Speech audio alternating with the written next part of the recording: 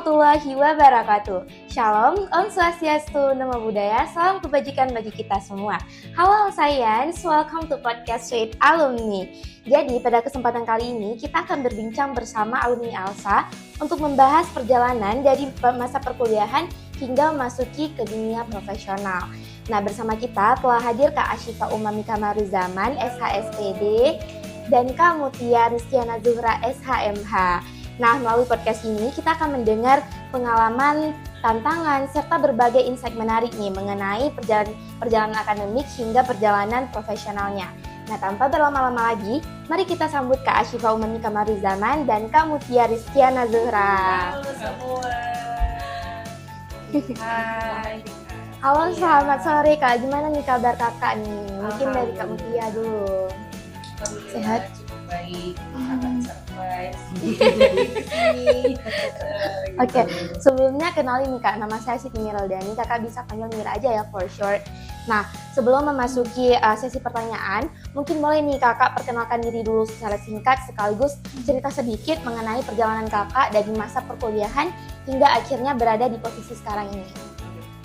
Panjang di ceritain itu, ini segmennya ada berapa? 40 menit tadi. Kalau itu harus 31 tahun gitu harusnya. Oke, halo semuanya. Perkenalkan, nama saya Mutia Rizkiana Zuhra.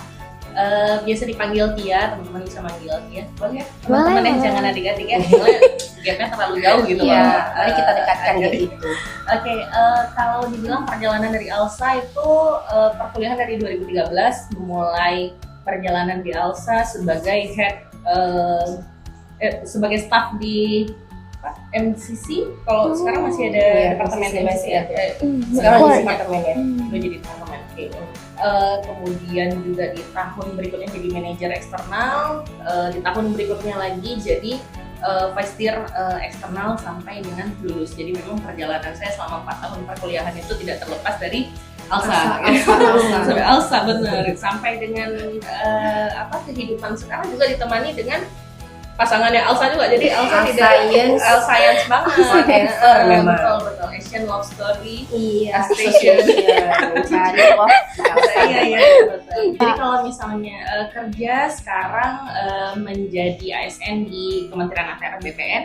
Keren. Tepatnya di kantor pertanahan Kota Banda Aceh. Jadi kalau teman-teman pernah lihat uji sertifikat sama teman-teman orang tua teman-teman di rumah warna hijau, nah itulah yang mengeluarkan adalah Kementerian ATR BPN tempat saya bekerja gitu. Oke, halo semuanya. Kenalin, namanya Ashifa Umami Kamaruzaman, biasa dipanggil Sipa. Masuk kampus 2014, langsung jadi staf internal di tahun yang sama. Terus tahun berikutnya jadi HD English Club, dulu masih ada English Club. Dari situ naik pelan-pelan jadi VDA langsung. VDA, terus setelah itu diakhiri dengan jadi Advisory Council tahun berapa itu ya? 2000 sebelum lulus pokoknya lah. Pokoknya lulus 2019.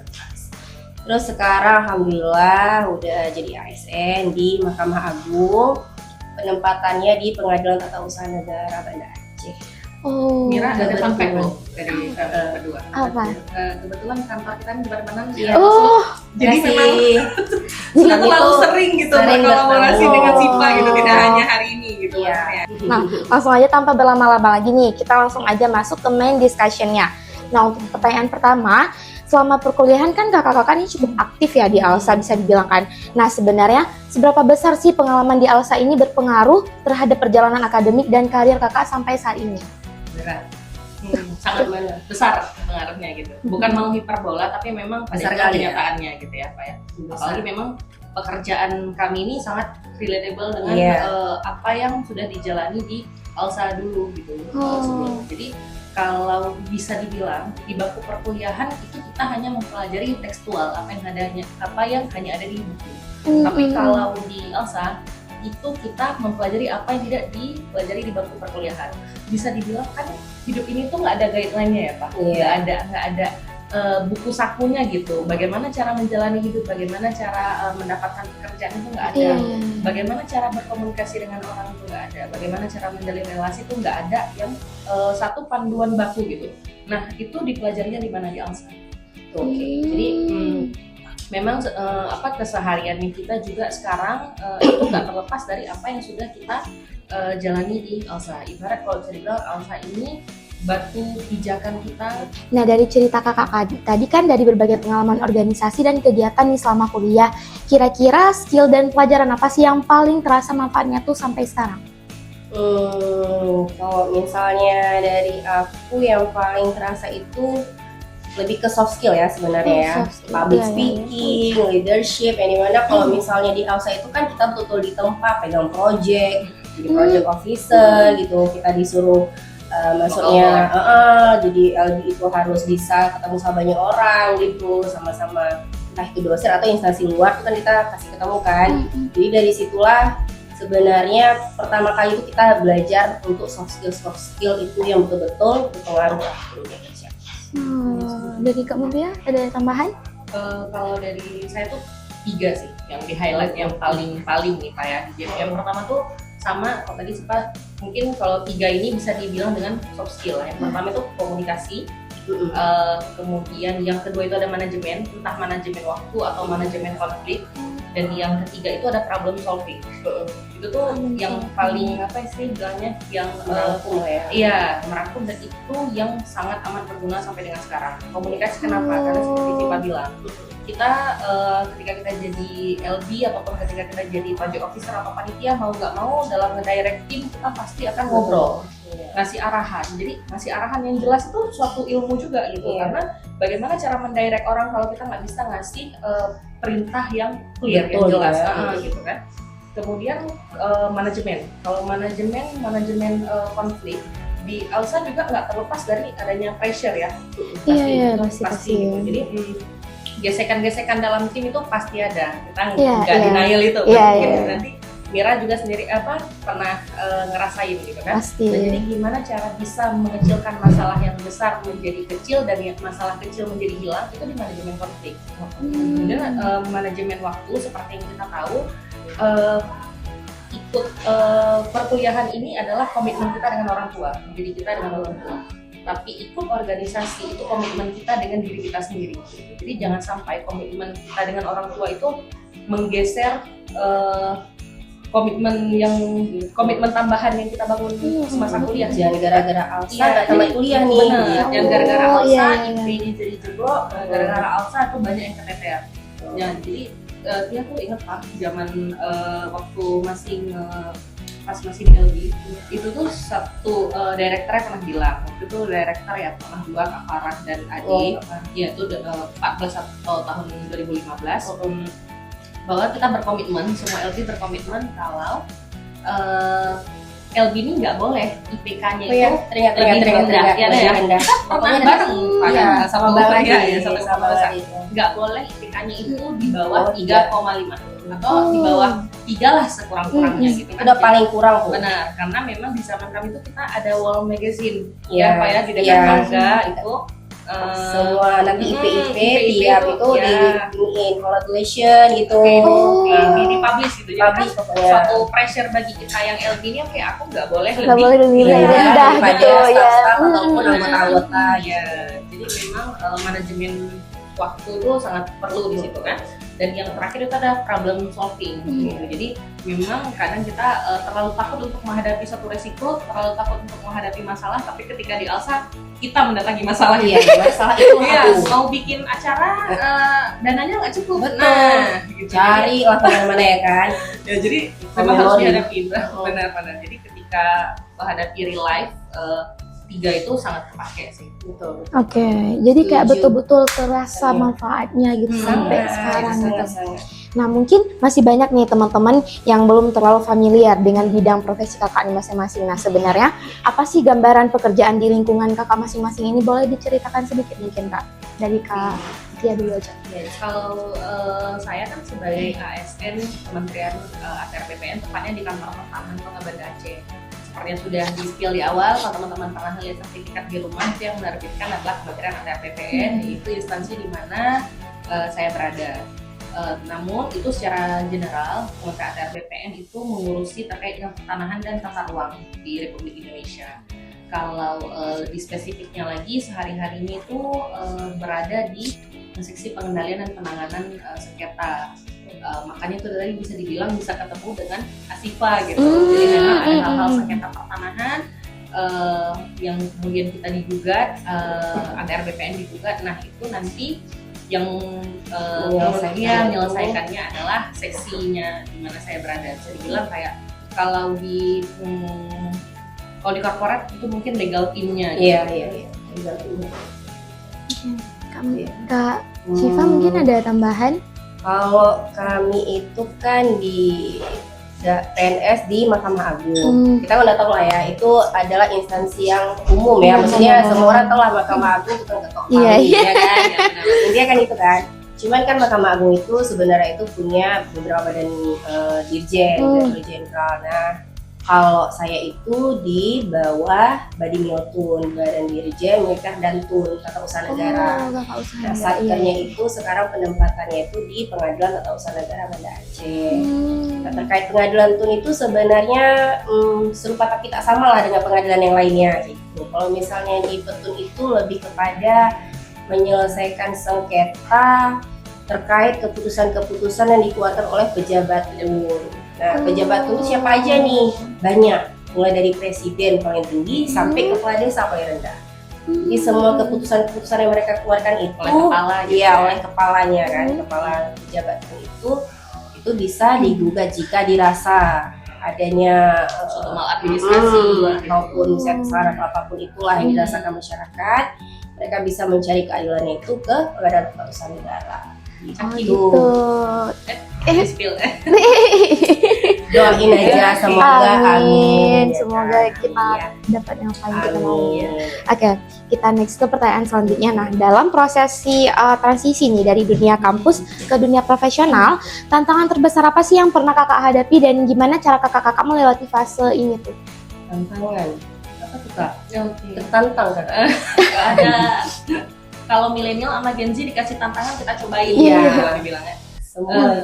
Jadi memang yang paling terasa itu adalah antara jadi kayak agak-agak jomplang gitu ya. Jadi kalau di kampus seperti yang Syifa bilang tadi, kalau di kampus kita masih bisa tempatnya coba-coba, salah, ando, jadi kita bisa trial and error-nya tuh di kampus. Tapi kalau in real life, ya udah itu memang sudah nggak ada kata ando lagi, nggak ada kata pause lagi, bukan tempatnya belajar lagi, kita tempatnya eksekusi. Jadi semua orang memandang ketika di real life di dunia profesional kita tuh as a profesional kayak gitu. Orang nggak peduli background kita dulu apa. Mungkin kalau bisa dibilang saya dulu di konsentrasi akhir itu ngambilnya HI, hukum internasional, dan kemudian tiba-tiba harus belajar hukum perdata. Hukum acara perdata juga beracara di pengadilan gitu kan. Jadi orang tidak peduli hal itu. Orang tahunya ketika kita sudah masuk kita dipandang sebagai profesional, expert gitu kan. Jadi memang teman-teman ketika masih ada di ALSA kesempatannya itu belajar kayak gitu. Belajar mencoba berbagai hal yang baru dan kemudian jangan pernah memblocking diri kayaknya aku nggak bisa nih ngerti gitu. Jadi memang ketika masih di sini pergunakan sebaik mungkin gitu. Jadi semuanya tuh harus ditabrakin aja. Iya. Oke. Abas. Iya. Jadi sama kayak Kak Tia, yang penting semuanya itu kita coba aja. Kalau misalnya tantangan pun mirip-mirip lah. Karena kalau misalnya sekarang tuh dianggap si serba tahu, benar. Umbi si serba tahu, semua harus tahu. Yang dulunya mungkin kalau misalnya aku kuliah hukum perdata, gitu kan, tapi masuknya hukum perdata dulu sih Pak. Tapi masuknya di Tun, nah kan. Jadi mulai dari nol lagi, riset lagi, belajar lagi dari awal gitu. Jadi analis perkara peradilannya itu peradilan Tun. Jadi semua tuh kan rata-rata beda ya. Alur persidangannya beda, kayak mana yang di PN, di MS tuh sangat beda. Lebih aktif kita kalau misalnya di Tun. Kita tuh harus memeriksa semuanya itu secara administrasi gitu. Jadi betul-betul harus belajar lagi dengan segala macam peraturan yang selalu berubah-ubah. Itulah tantangannya. Tapi ya nggak bisa bilang enggak. Kita harus selalu ready terkait apapun yang dikasih ke depan kita.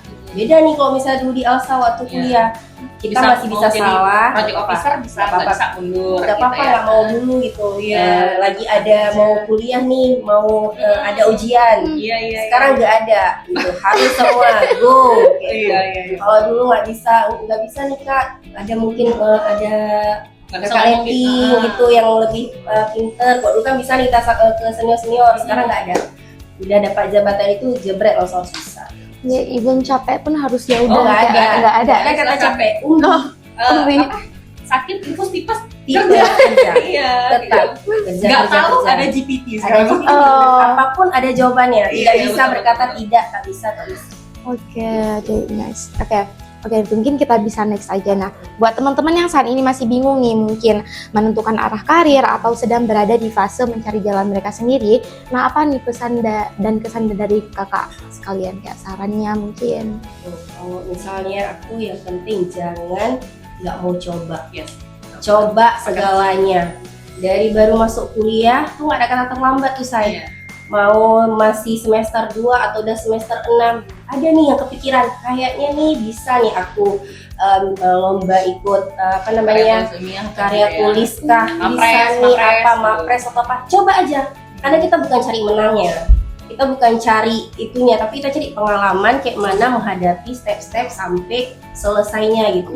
Karena kalau udah masuk real life kayak gini, kayak kami ini, nggak ada lagi tuh cerita mau coba tuh, nggak ada lagi tuh, udah lewat masanya itu. Yes, Jadi waktu kuliah itulah lihat aja apa yang depan mata nih. Oh ini lagi ada MCC, coba. betul, Nah, sepakat. Aduh, nanti misalnya di UKM lain ada buka lomba, cocok nih aku nih, masuk. Pokoknya masuk. Jangan aku Alsa nih nggak mau ikut UKM lain. Iya, Jangan. betul. Bukalah dirimu gitu kan, UKM lain juga banyak nih kegiatan-kegiatan. Kita tuh bisa masuk sebenarnya kan gitu. Jadi coba semuanya.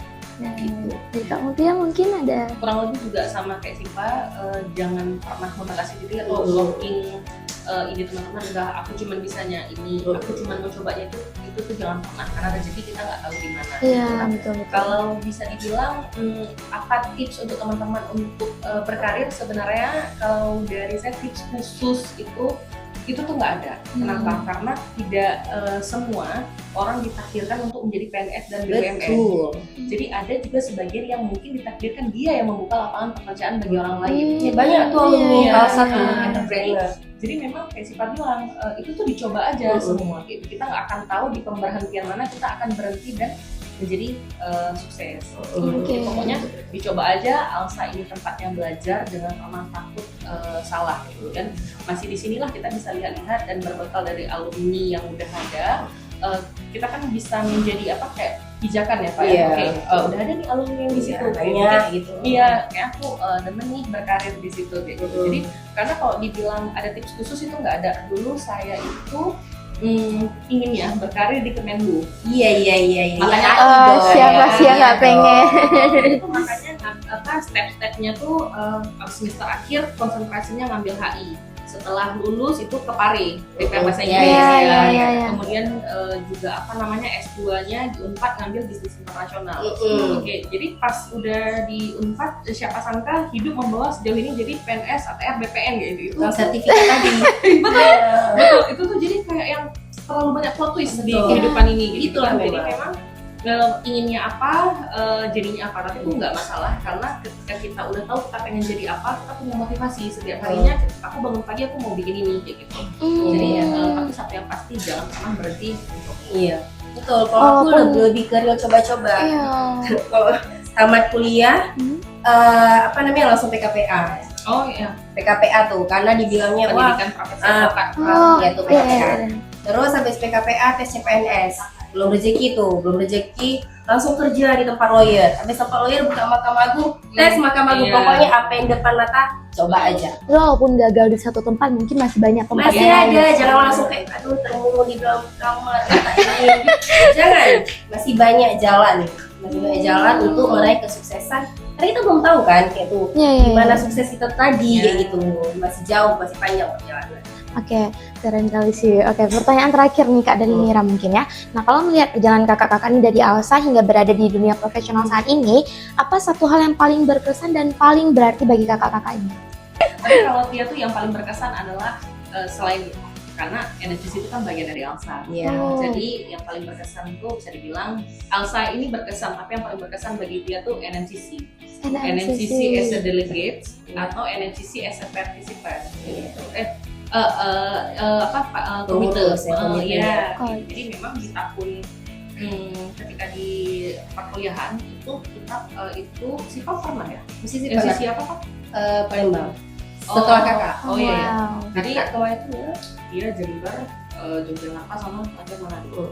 Palembang. Jadi kenapa NMCC? Karena apa namanya? NMCC ya kayak tadi yang dibilang itu pernah jadi delegasinya 3 delegasi.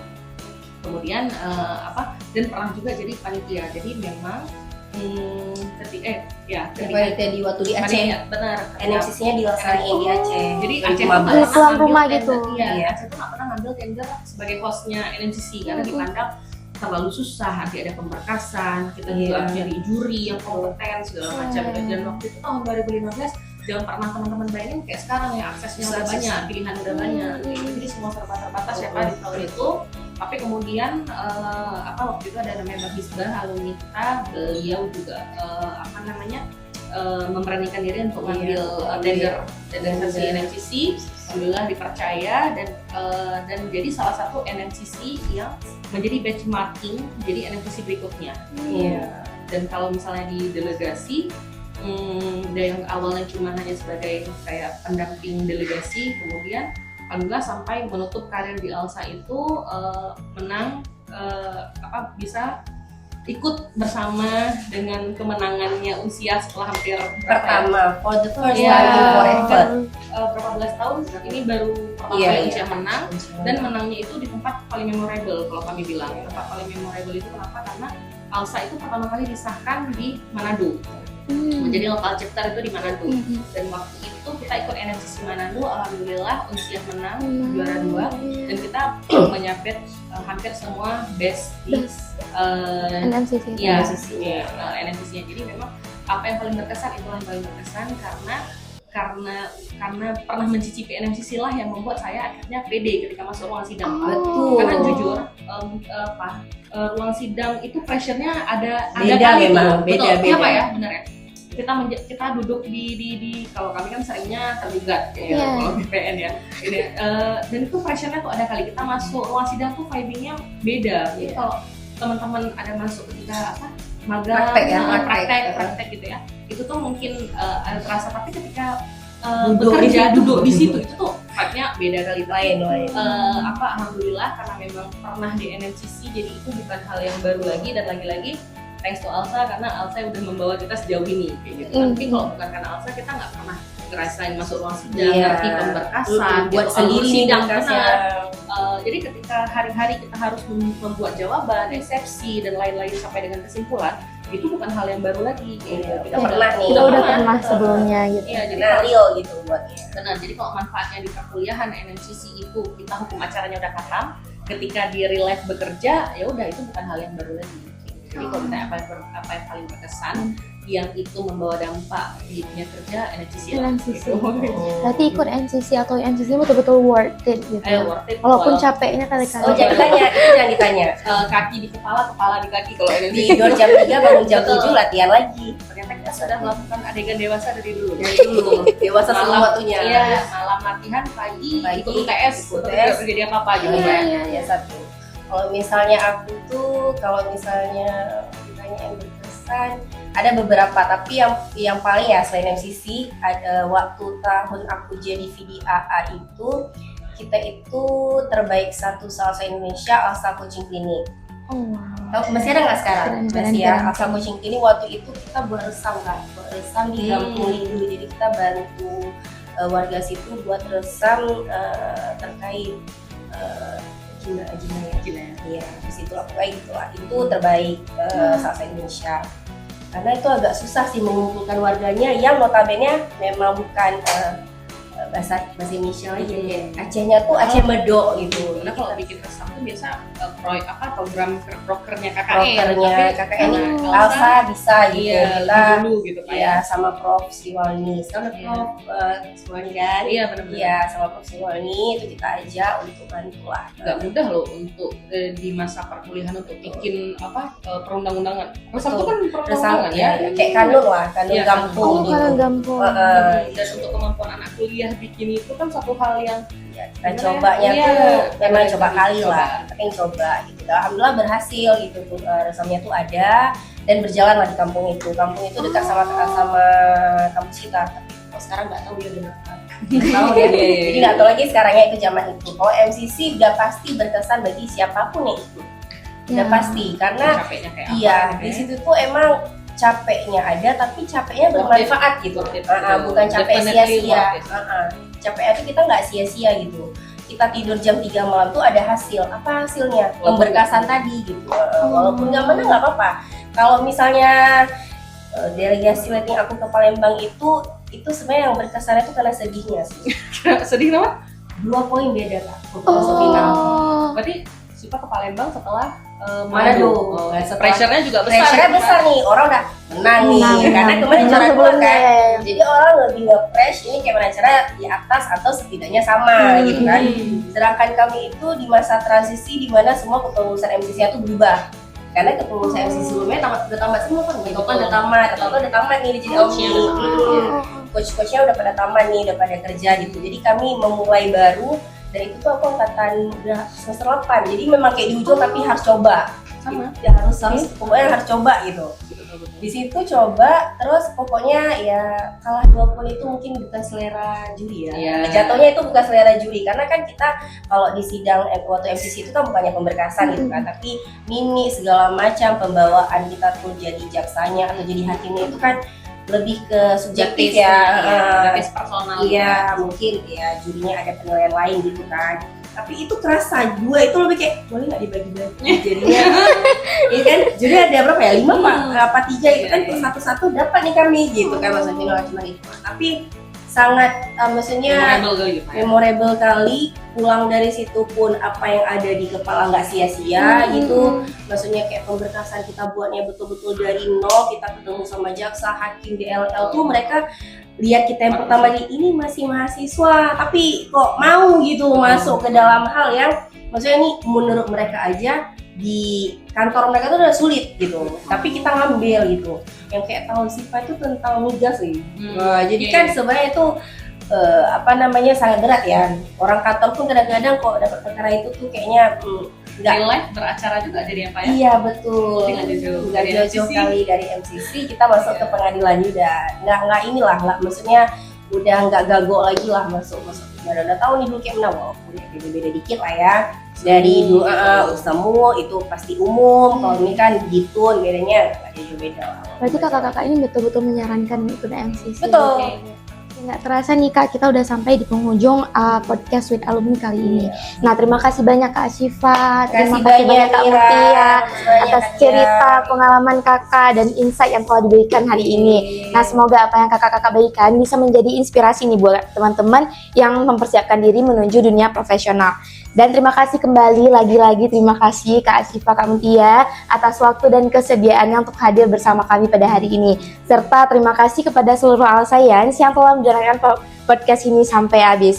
See you on the next podcast with alumni. Together we learn, together we shine. As Alsa, always be one. Assalamualaikum warahmatullahi wabarakatuh. Thank you.